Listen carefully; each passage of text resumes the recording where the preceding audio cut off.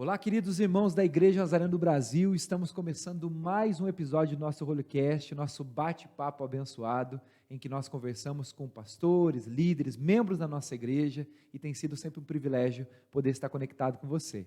Hoje, aproveitando a nossa oportunidade, nós temos algumas agendas de gravações, e também nós aproveitamos quando alguns ilustres amigos vêm aqui nos visitar na nossa sede nacional, e hoje estamos recebendo o querido pastor Cláudio Brito. Ele está lá em Belém do Pará, serve como capelão na aeronáutica e ele está aqui conosco. Seja muito bem-vindo, pastor. Muito obrigado, meu irmão, me sinto em casa, eu sou nazareno já desde criança, então me sinto em casa, é um prazer estar aqui, muito obrigado por essa oportunidade, a gente falar sobre a capelania. Legal, é um bate-papo um pouco diferente, porque além da gente conhecer um pouco da tua história, pastor, a gente quer esclarecer, as pessoas conhecerem um pouco como que funciona essa questão de capelania, o que é capelania, qual é a diferença da capelania exercida por quase todos os pastores e muitos membros de igreja, para a forma que o senhor exerce no dia a dia, como um militar de carreira.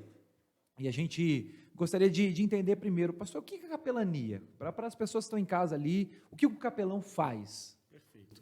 Capelania é assistência religiosa, então não existe apenas capelania evangélica, existe capelania no Brasil, católica e evangélica, em função de serem as maiores religiões do Brasil. Em outros países existem capelanias com outras religiões. Por exemplo, nos Estados Unidos, nós temos capelania do judaísmo, temos capelania do islamismo, temos capelania de outras religiões. No Brasil, apenas católica e evangélica por causa do censo. Então, o capelão é aquele que leva assistência religiosa para a tropa, no caso, a capelania militar para a tropa militar. E essa assistência religiosa ela é feita de diversas formas, através de cultos, visitas no hospital, visita no presídio, visitas na tropa, instruções de moral, instruções sobre religiosidade. Então, o capelão, na prática, ele está presente na tropa, ele é um militar, como qualquer outro militar, e ele está lá presente no dia a dia da tropa. Então, por exemplo, se a tropa vai para um acampamento, vai fazer alguma missão operacional, o capelão está lá junto. O capelão também está presente para poder oferecer assistência religiosa para as famílias, para as esposas, para os esposos, para as crianças. Então, o capelão está inserido na família militar. Em síntese, ele é o pastor da família militar.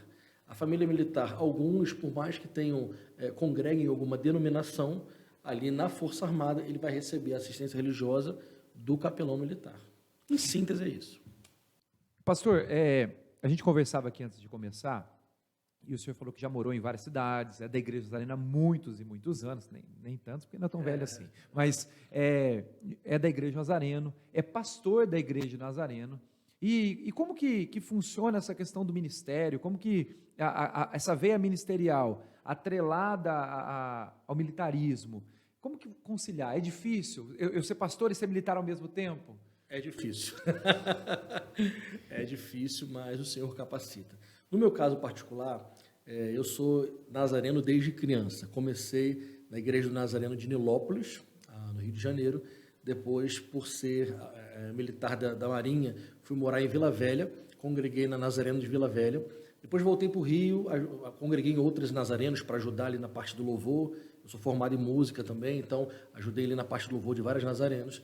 Depois fui para Nazareno de Manaus, depois Rio Grande do Sul, Brasília, Minas Gerais, Belém, e tive a oportunidade de conhecer nazarenos em quase o Brasil inteiro, em quase todas as regiões. Então, eu já sou da Igreja Nazareno desde criança, né?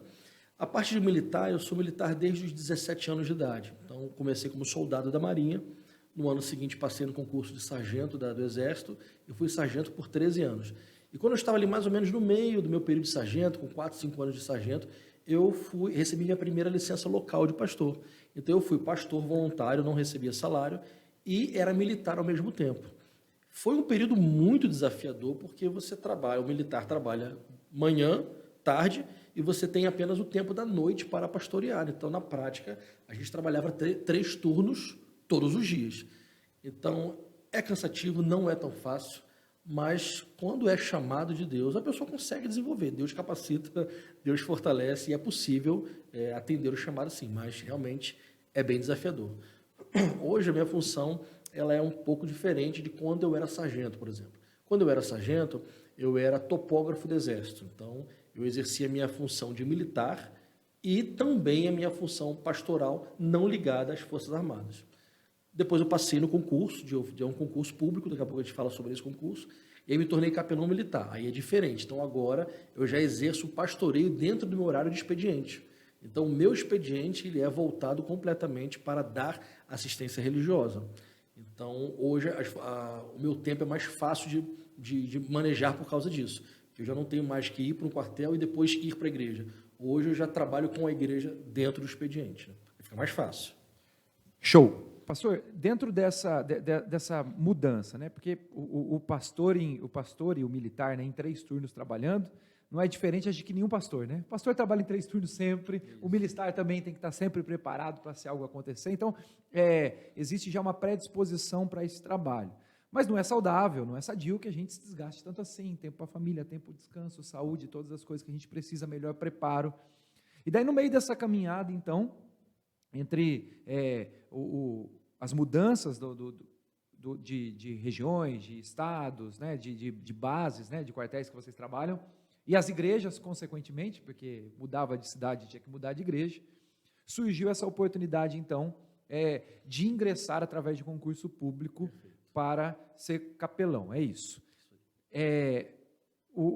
Me sopraram, né, o pastor Manuel, que quando nós conversamos hoje, me disse que o pastor é o primeiro, e até onde se sabe, o único capelão que ingressou dessa forma, como um capelão concursado. Como que surgiu isso, o interesse? Teve um pouco a minha pergunta é o seguinte, tudo que é novo assusta, né? Sim.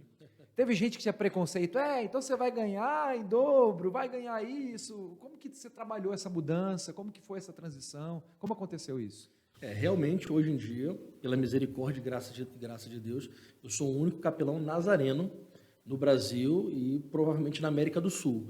Na América do Norte, nós já temos capelães nazarenos que servem nas Forças Armadas. No Brasil, eu sou o único e, pelo que a gente sabe, né, na América do Sul também. Então, para ser capelão militar, é necessário fazer um concurso público que, no caso da aeronáutica, não abre todo ano. Já tem pelo menos 3 ou 4 anos que não abre o concurso. Na Marinha, abre uma vez por ano, mas somente para pastor batista ou pastor assembleiano. E no Exército, abre todo ano para todas as denominações. Pois bem, eu fiz a prova 7 vezes, fiz a prova 2 vezes para a Marinha, 3 vezes para a Marinha, 2 vezes para o Exército e 2 vezes para a Aeronáutica. Então, na minha 7ª tentativa, eu acho que Deus olhou e falou assim, tá, meu filho, entra logo, pelo amor de Deus, né? E passei na 7ª tentativa. Então, é importante explicar isso. Para ser capelão militar de carreira, é necessário fazer um concurso público. Esse concurso cai na prova teologia, português e redação. E depois que se aprovado nessa parte do concurso, tem os exames físicos, médicos, psicológicos. E também, no caso de capelão militar, tem algo a mais do que os outros concursos para militar. Você tem que ter pelo menos 3 anos de experiência pastoral, no meu caso eu já tinha quase 10, e você tem que ter também cartas do seu presidente da denominação com a sua conduta abonada. Então, quando eu entrei, o meu superintendente distrital era o pastor Manuel Lima. Então, ele inclusive falando agora sobre o pastor Manuel Lima, ele é uma bênção na minha vida, nós já nos conhecemos há cerca de 20 anos, e eu sou pastor há talvez 17, 18 anos, mais ou menos, e a minha primeira licença local foi o pastor Manuel Lima que me deu, e foi ele também que me enviou para a capelania.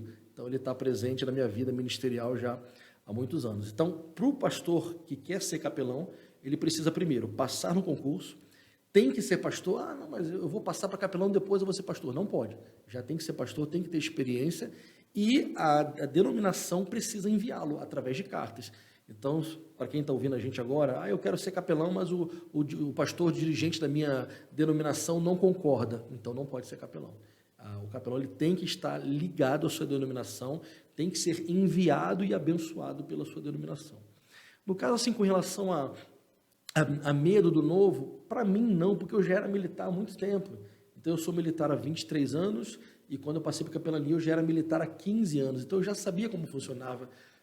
Perdão, eu já via os capelães atuando, então eu já sabia mais ou menos como funciona a vida de um capelão militar. Quando eu entrei, eu senti na pele que era muito mais difícil, muito mais profundo, mas eu não tive esse medo não, né? É apenas aquele desgaste de fazer a prova por tantas vezes e não ser aprovada, porque quando abre é apenas uma vaga. A gente não tem assim, vamos abrir um concurso para capelão, 20 vagas. Não, não existe isso. É uma vaga para o Brasil inteiro. Geralmente são em torno de 200 a 400 pastores tentando. A gente até brinca dizendo que é complicado, porque você vai fazer oração, Senhor, me abençoa para eu entrar no concurso, e os outros 300 pastores, né, estão fazendo a mesma oração para o mesmo Deus, né? Então, enfim, aí entra a soberania de Deus e a misericórdia e a graça dele. Né? Então, eu já estou como capelão militar há 8 anos na aeronáutica, e faltam apenas 4 anos para eu me aposentar. Então, aí, quando completar esses 4 anos, eu vou receber a direção de Deus, se continua um pouco mais, ou se peço aposentadoria, aí vamos deixar essa decisão mais para frente. Legal. Em relação à parte do concurso, dos pastores que entram, né?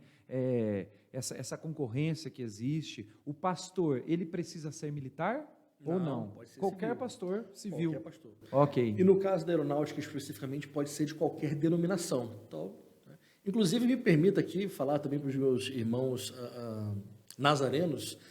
Por enquanto, eu sou o único, mas eu não quero ser o único, não. Que Deus levante outros pastores nazarenos também, porque nós temos muitos pastores presbiterianos, as maiores denominações, nós temos aproximadamente 100 capelães pastores no Brasil, aproximadamente. E as maiores denominações são presbiterianos, batistas, assembleianos, são os que mais têm. E nazareno, por enquanto, só tem eu. Então, pelo menos meu grande desejo é de ver muitos outros nazarenos servindo ao Senhor também através da capelania. Para nós nazarenos é bacana porque a nossa doutrina, não vou falar que é maior, melhor, não, a nossa doutrina ela tem um equilíbrio. Então, eu sinto muita facilidade de trabalhar com as pessoas, porque a nossa doutrina é equilíbrio, a forma como nós fazemos o culto, a liturgia equilibrada, então a gente tem facilidade de entrar em todos os quartéis, fazer cultos sem muita dificuldade, porque a liturgia nazarena e a doutrina nazarena nos ajuda muito nisso. A gente vai bem com os pentecostais e vai bem com os tradicionais, exatamente, né? Isso é muito bom. Pastor, sobre essa questão do trabalho, e eu achei muito legal a forma que o senhor fala do pastor Manuel, do que ele fez, e da necessidade de um capelão ele ser recomendado pela sua denominação, é quase que um envio missionário, né? Parece exatamente assim, que assim, é algo assim que a igreja está enviando, tem o requisito que é o concurso público, algo que qualifica ainda mais o processo, mas é um envio missionário. Mesmo o cara passando no concurso, se não tiver recomendação da igreja, não vai. A nossa denominação, e a gente tem falado isso em muitos encontros que a gente tem tido aqui, ela valoriza muito isso. Essa questão do leigo, que não é o teu caso, por já ser pastor, mas o caso de qualquer pessoa que é um cristão genuíno, que tem uma vida de santidade, poder ser um instrumento do Senhor. Eu quando vim para essa região, para servir na área de comunicação, eu precisei entender um pouco também, porque como pastor eu ficava pensando, eu vou estar fazendo algo, embora pastoreio, cuido de uma igreja, eu vim para fazer uma outra coisa aqui, diferente do habitual, né? Mas a nossa igreja valoriza isso, esse tipo de envio, esse tipo de iniciativa. Mas, saindo da questão da igreja, uma outra parte importante, como que a família ela entra nesse processo? Porque essa questão de ser um militar, de ser pastor já não é fácil, porque a gente tem muitas mudanças. E militar eu também sei que tem. Como que é a família, como que funciona isso para vocês? Como que é essa experiência? Vamos falar de família, mas me permita falar algo também importante aqui. No nosso entendimento, não existe uma divisão entre vida secular e vida religiosa, né? O pastor Omar, que foi meu pastor por muitos anos e até hoje que está aqui conosco no estúdio, me ensinou algo desde muitos anos atrás, de que a nossa vida não existe pastor bivocacionado. Porque às vezes fala, quem é um pastor bivocacionado? É o que tem um trabalho secular e que de noite é pastor. Para nós, pastor é pastor em tempo integral, por mais que ele tenha um outro tipo de trabalho, porque ele é pastor integral. Então, eu me sentia pastor de tempo integral, mesmo quando eu era militar do Exército, não era capelão, porque eu era integralmente pastor 24 horas por dia. Então, quando a gente tem essa visão, essa forma de enxergar, a gente não faz essa separação na vida, né? Eu vou dedicar uma parte do meu dia para as coisas religiosas e a outra parte é para o secular. Não, é 24 horas dedicado ao Senhor, para a glória dele. Nossa vida é para a glória dele, né?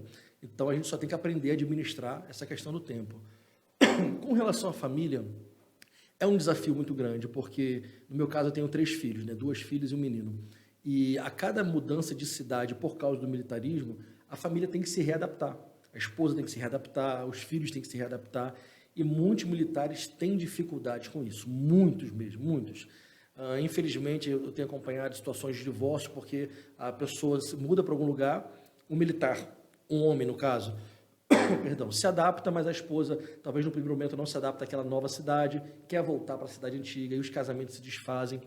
Isso, infelizmente, acontece com muita frequência. No caso do capelão, ele não vai ser capelão sozinho, é meio que a família é capelão junto.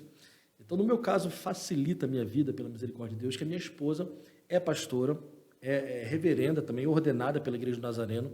Ela não é pastora porque é minha esposa, não. Ela fez seminário teológico, se formou, foi ordenada, enfim. Então, a gente tem uma missão juntos. Eu não me sinto capelão sozinho. Ela está comigo lá na capelania. Daqui a pouco a gente fala sobre isso, sobre a igreja capela militar. Ela é minha pastora auxiliar. As nossas filhas cresceram na igreja, então já estão lá no ministério junto. Aí fica mais fácil de exercer o ministério. Agora, se o pastor está exercendo o ministério e a família não vem junto, é quase impossível dar certo na nossa experiência, né?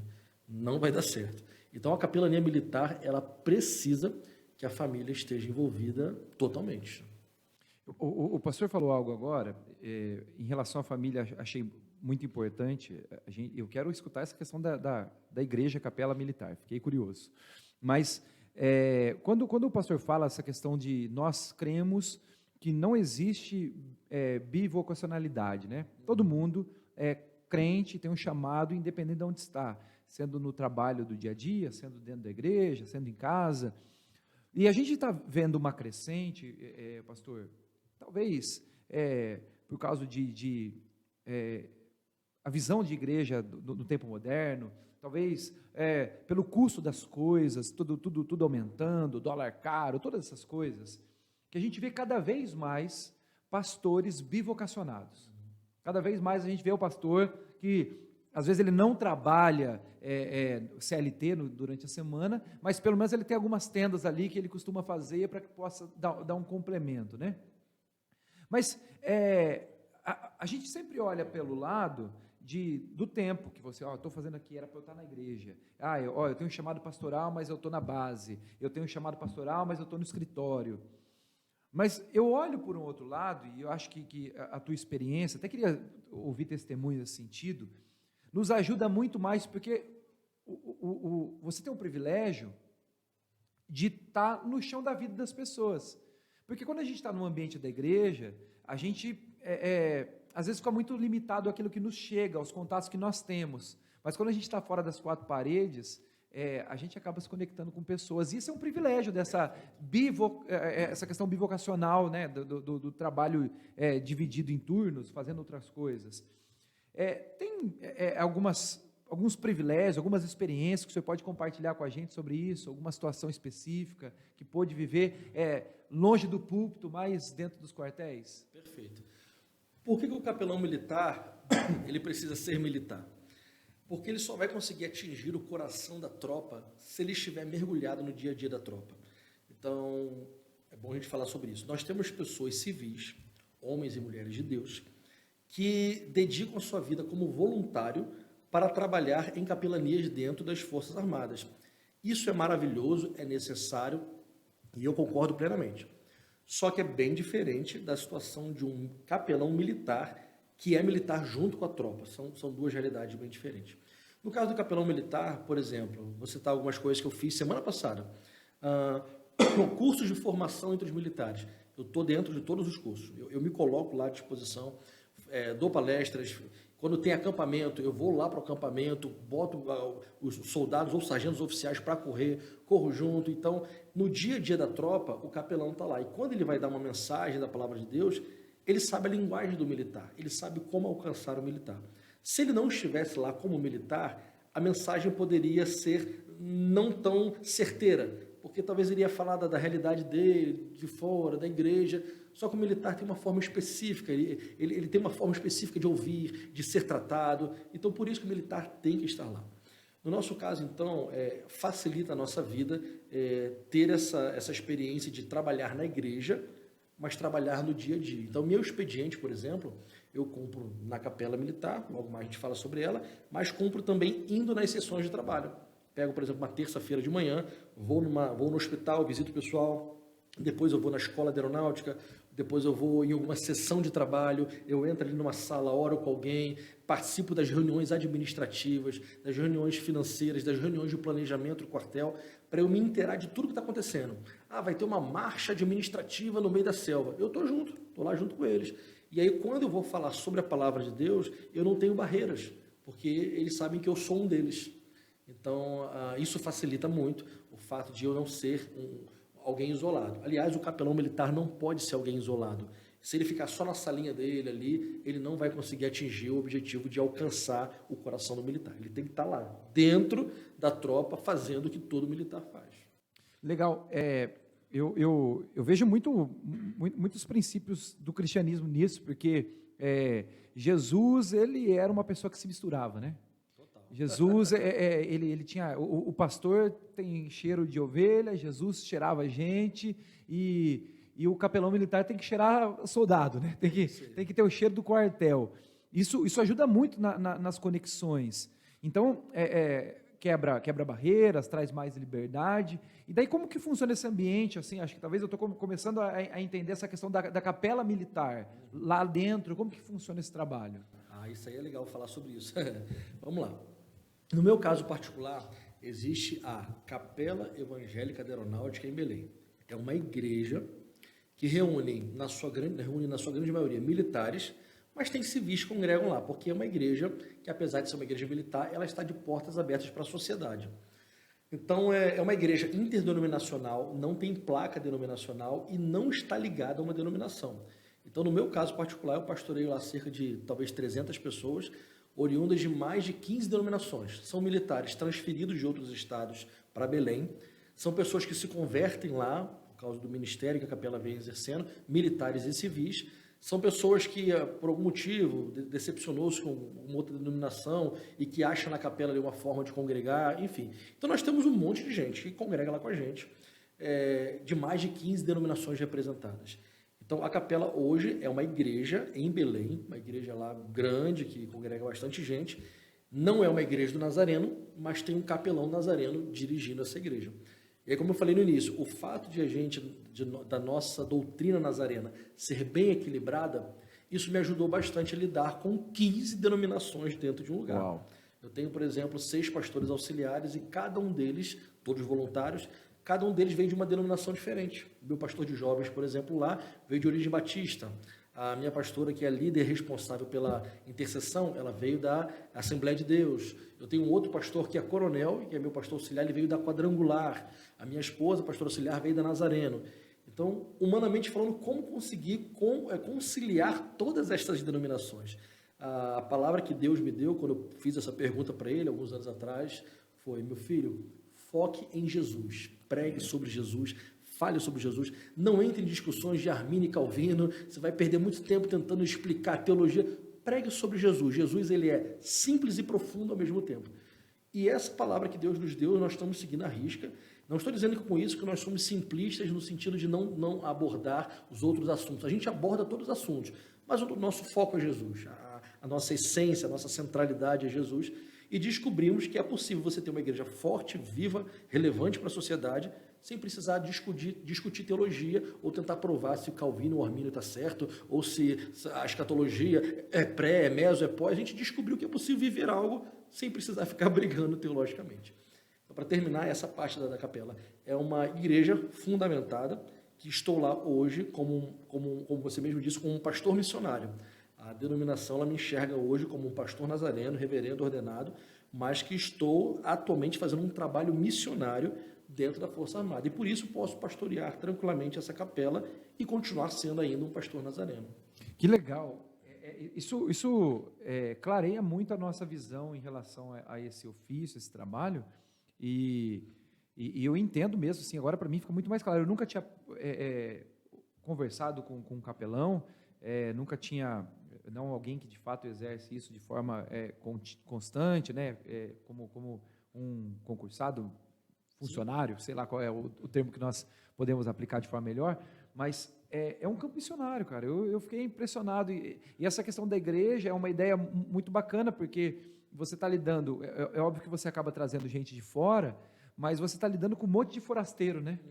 Que precisa de um lugar de acolhimento. A pessoa ela não quer ressignificar muita coisa. Às vezes a pessoa, ele é um batista, ele é um presbiteriano, ele é assembleiano, mas o que ele está querendo é só um lugar de pertencimento, de estar junto.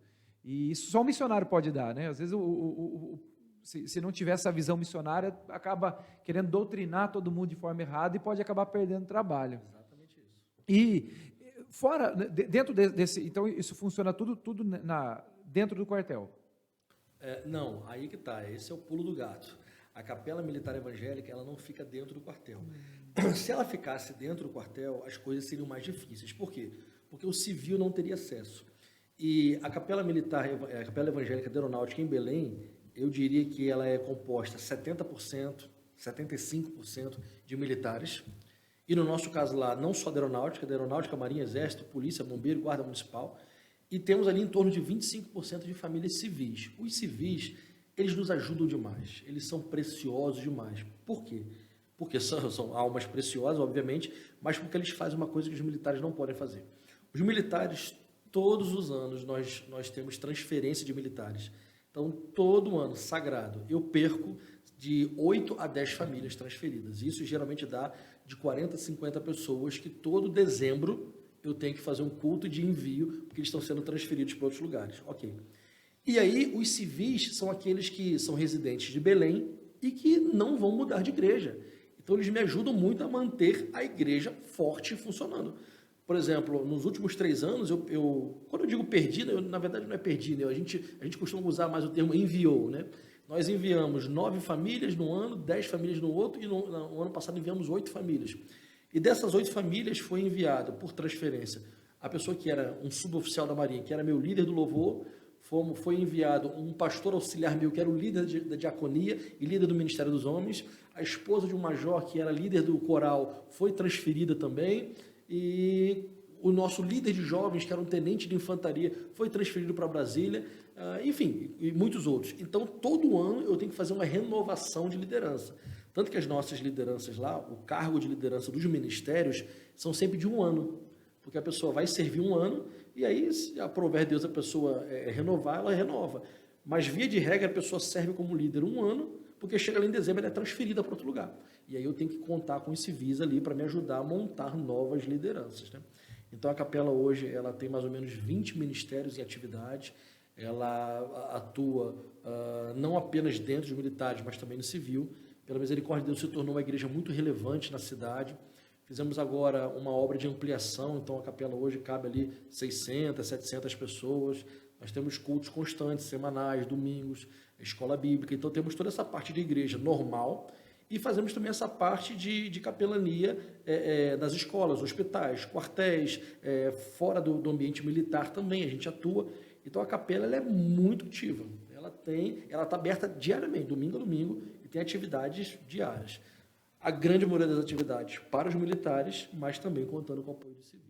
Essa questão dessa renovação constante, né, de enviar sempre 8, 10 famílias todo ano, justifica já essa questão da parte doutrinária, né, de algumas questões não ser tão densa, porque você vai perder muito tempo em algumas coisas que, para o propósito que você... Porque essas pessoas estão indo para outros lugares agora servirem, né, quando pedem baixa, quando aposentam, então elas vão criar raiz em algum lugar e aí vão poder desenvolver alguma coisa. Muito bacana, eu estou bem contente assim, com o que eu estou aprendendo aqui, sei que tem gente aprendendo conosco. Crises dentro, ok? A gente está falando, eu moro aqui em Campinas, mas nós temos uma igreja, eu sou pastor de uma igreja, plantamos uma igreja em Itu. E Itu tem um quartel ali, né? E tem um capitão do exército que é da nossa igreja.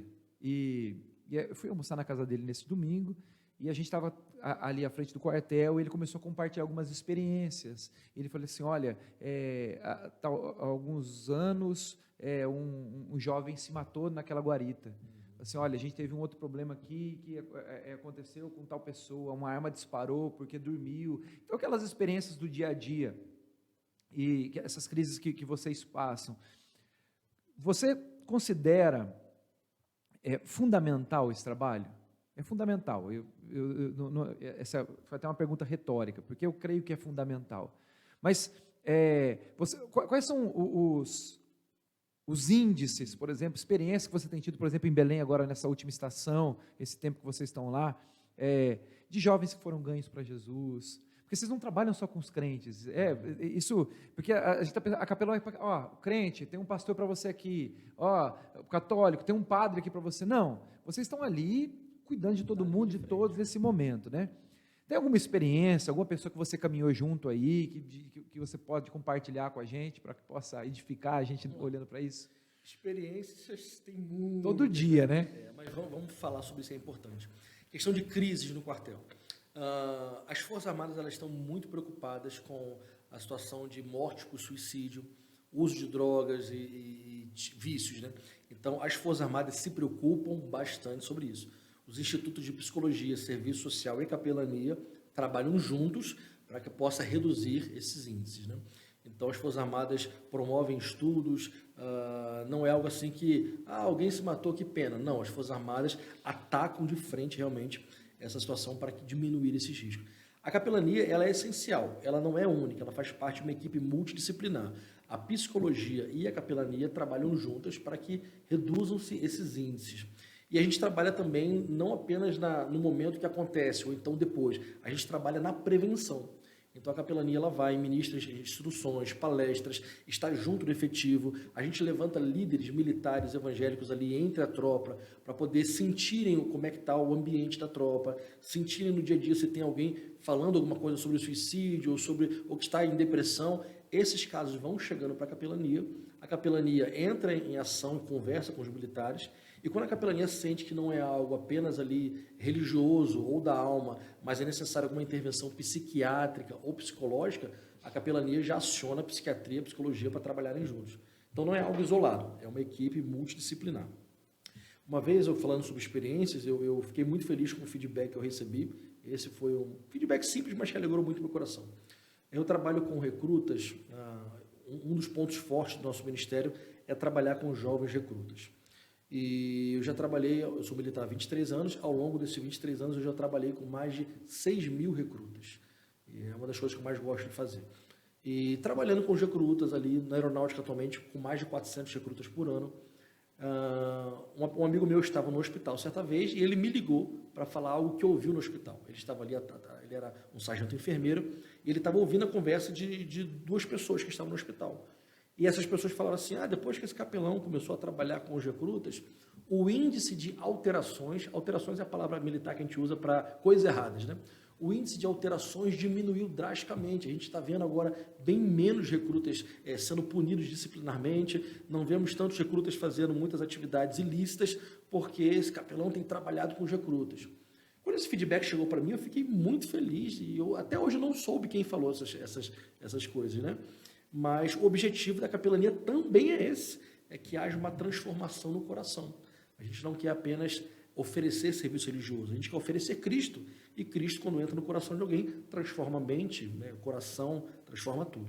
Então a capelania também tem intencionalmente esse objetivo, transformação de vidas. Agora, a capelania não pode, por lei, fazer proselitismo, isso é importante. Eu não posso, por exemplo, como um capelão militar, chegar até um militar e dizer, qual é a sua religião? Eu sou católico. Não, então você tem que mudar de religião e tem que ser evangélico. Isso para nós é inaceitável, nenhum capelão pode fazer isso. Em contrapartida, um capelão está de braços abertos para receber qualquer pessoa de qualquer religião. Exemplo, já conversei com pessoas que eram espíritas ou de religião afro, recebi há um tempo atrás um militar de origem da Umbanda. E ele queria uma oração, queria conversar comigo. Pois bem, vamos sentar, vamos orar, abracei, porque eu sou o capelão dele também, por mais que ele tenha uma religião diferente da minha. Então, o capelão ele não pode ser aquela coisa denominacional, não pode. Ele tem que estar de braços abertos, olhos e ouvidos abertos para qualquer tipo de pessoa, inclusive quem não tem a religião. Então, o capelão ele está ali, nós chamamos de operação presença. Se as pessoas ficarem perguntando, cadê o capelão? Alguém viu o capelão? Está tudo errado. As pessoas não podem perguntar onde está o capelão, porque ele já está ali. Então, as pessoas, o capelão está ali, tem que ser o normal isso, né? Então, essa operação presença é muito importante. Uma experiência que eu tive, falando de experiência, que foi o que acendeu no meu coração o sonho de ser capelão, foi mais ou menos há talvez 16 ou 17 anos atrás. Eu não era pastor ainda, eu era seminarista de terceiro ou quarto ano, e eu era sargento nessa época, e eu fui fazer uma instrução para 150 recrutas, já trabalhava com os recrutas naquela época, no meio da selva amazônica. A gente chama de instrução de sobrevivência, onde a gente fica ali, no mínimo, uma semana sobrevivendo no meio da selva. E eu estava lá com 150 recrutas, e nesse dia não tinha outros instrutores, era só eu que estava ali. E de madrugada eu falei para os soldados, cada um monte a sua rede de selva, que eu vou fazer uma fogueira ali, e eu estarei ali durante a madrugada orando. Eu usei essa expressão, estarei orando. E fui realmente, foi feita a fogueira, eu fiquei ali orando. Daqui a pouco eu começo a ouvir passos e começam os recrutas a vir, por decisão deles mesmo. E eu falei, o que houve? Por que vocês não estão... Fiquei até indignado, vocês não cumpriram a minha ordem, eu não falei para vocês deitarem lá na rede de selva de vocês. E algum teve coragem, sargento, a gente queria orar com o senhor aí. Eu falei, tá bom. Fizemos ali um círculo. E quando eu me dei conta, os 150 soldados vieram para fazer oração, sem eu ter chamado nenhum deles. Pois bem, pedi para um soldado fazer uma oração, selecionei os 4 soldados para fazer uma oração, porque na minha cabeça eu queria fazer uma oração rápida e botar eles para dormir de volta, porque eu sabia que eles precisavam dormir. Quando de repente foi feita uma oração, na segunda, na terceira oração, o Espírito Santo começou a agir de uma forma tão diferente, e eu sei que não fui eu, porque eu não estava no controle da situação. Aliás, eu até, pelo meu pecado, queria que acabasse logo para eu poder dormir, eles irem dormir, né? De repente, um dos soldados se ajoelhou e começou a gritar, confessando seus pecados. Uau. E uma série de pecados ele foi começando a confessar. De repente, um outro soldado. Teve um que se jogou, que quase caiu com a cara na fogueira. E quando eu fui ver, foi um choro coletivo, onde eles começaram a se arrepender dos seus pecados, começaram a pedir misericórdia de Deus.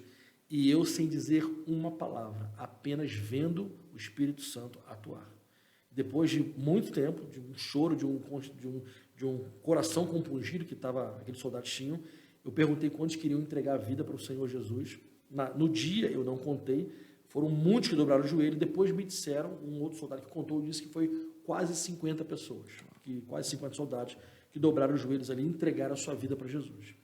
E naquele dia, eu quebrei todos os protocolos que não podia. Sargento não pode ali, no período de formação, ficar abraçando o soldado. Mas eu quebrei tudo isso. Eu abracei soldado, e dei beijo ao soldado, e orei, e foi um chororô. E ninguém dormiu aquela madrugada inteira, porque o mover de Deus no meio da selva amazônica, entre 150 soldados, era palpável. Então não houve dormir naquela noite. Nós ficamos a madrugada inteira cantando, louvando, se arrependendo dos seus pecados, um soldado abraçando o outro, e a consequência disso foi que muitos daqueles soldados continuaram no caminho de Deus. Fizemos um culto, quando acabou a formação, foram os 150 soldados para o culto da igreja.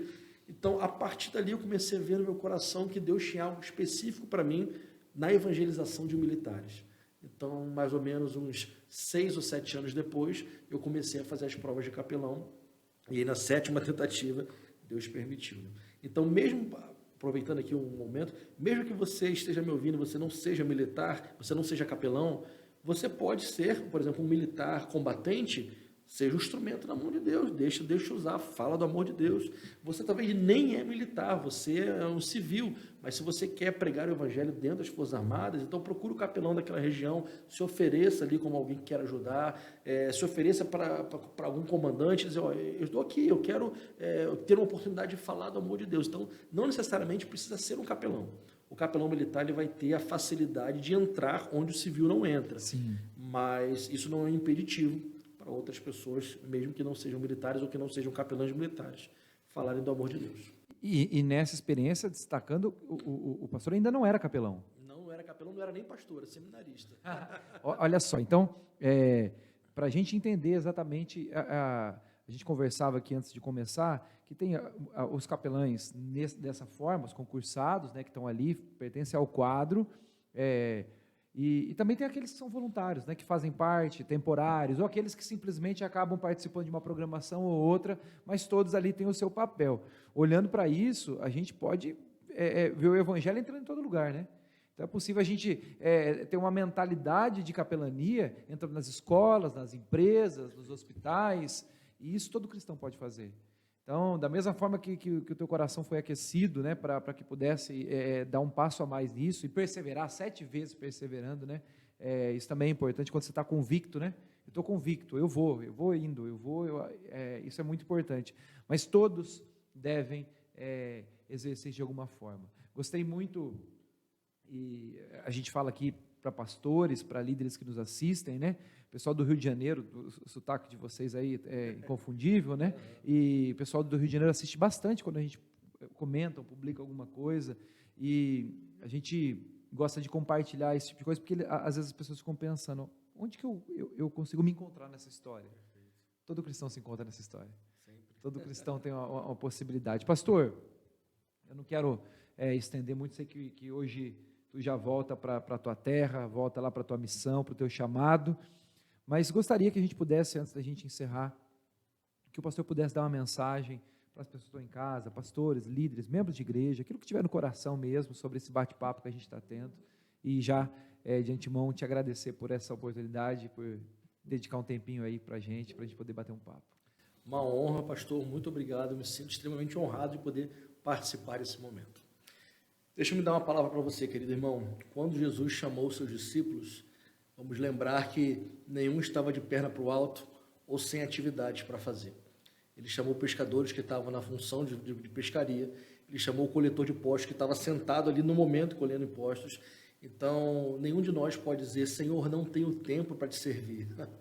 Ele não escolhe que você o sirva apenas nos seus tempos vagos, até porque o Senhor ele não quer partes seccionadas da nossa vida. Ele quer tudo. Ele não quer 10% nosso, 15% ou 20%, ele quer 100%. Então, se você acha que você primeiro precisa fazer um seminário, depois ser pastor, depois ter uma experiência para começar... Não é esse caminho. Sirva ao Senhor hoje, com o que você tem, com o que você é. Você não é tão bom, eu também não sou, tem gente melhor do que nós, tem um monte de gente melhor, tem gente que sabe fazer melhor. Então, assim, não espera se sentir preparado, se sentir completamente santo, se sentir completamente... Porque a gente nunca vai estar completamente nada. Tudo é pela graça, tudo é pela misericórdia e exclusivamente para a glória de Deus. Não é sobre nós, não é sobre a nossa história, o objetivo nosso não é escrever o nosso nome na história, nosso objetivo é tudo quanto fizerdes, comer, beber, viver, seja para a glória de Deus. Então, se você quiser ser um instrumento para a glória de Deus, ele vai usar a sua vida. E durante o processo, ele vai aparando as suas arestas, vai aperfeiçoando a sua santificação, vai te tornando alguém mais dependente. Quanto mais, hoje eu conversava com o pastor Manuel Lima sobre isso, e ele falou algo que marcou meu coração. Ele disse que na igreja do Nazareno, quanto mais cargos de liderança você tem, mais servo você deve ser, mais você deve servir. Então, se você quer ser alguém usado por Deus para fazer grandes coisas para a glória dele, sirva. Sirva a Deus, sirva as pessoas, sirva o seu pastor, sirva a sua igreja, sirva aqueles que aos olhos humanos não merecem ser servidos, esses é o que você tem que servir. E aí Deus vai te lapidando, vai te transformando num instrumento poderoso para a glória dele. E falando agora especificamente para pastores, se você também tem o desejo de ser um capelão militar, entre em contato comigo, eu posso tentar te ajudar falando como foi o caminho das pedras, compartilhando um pouco mais detalhadamente a minha experiência. O fato é que nós precisamos de mais pastores nazarenos, porque a nossa denominação ela é muito especial, ela é muito querida, e a gente consegue, através da nossa denominação, servir ao Senhor entre os militares. Nós, falando agora um pouquinho sobre militar, falando um pouco também sobre as vantagens de ser militar, você vai ter uma carreira fixa, você vai ter ali um salário. Por exemplo, no meu caso, eu pastoreio a Capela Evangélica da Aeronáutica, não ganho 1 centavo da capela. Não precisa, porque eu recebo o salário da aeronáutica. Então, isso ajuda o seu ministério também. Então, mas a primeira coisa que você tem que descobrir é a vontade de Deus para a sua vida? Não faça só porque você quer ter um trabalho fixo e remunerado. Não, nem de perto. Não funciona assim. A primeira coisa é perguntar, Senhor, é o que tu queres para a minha vida? E se você sentir esse direcionamento, então estude, uma vaga para o Brasil inteiro quando abre, e se for vontade de Deus que você seja um capelão militar, as portas de maneira sobrenatural vão se abrir. E eu estou à disposição, se você quiser conversar comigo, estaremos à disposição. Legal, as redes sociais do pastor, todos os contatos eu vou deixar no link aqui, que você já pode ver no vídeo. Espero que você tenha sido inspirado por essa conversa, que Deus tenha falado ao teu coração. Eu estou pensando um monte de coisa aqui, estou com um monte de ideia. Vai fazer o concurso.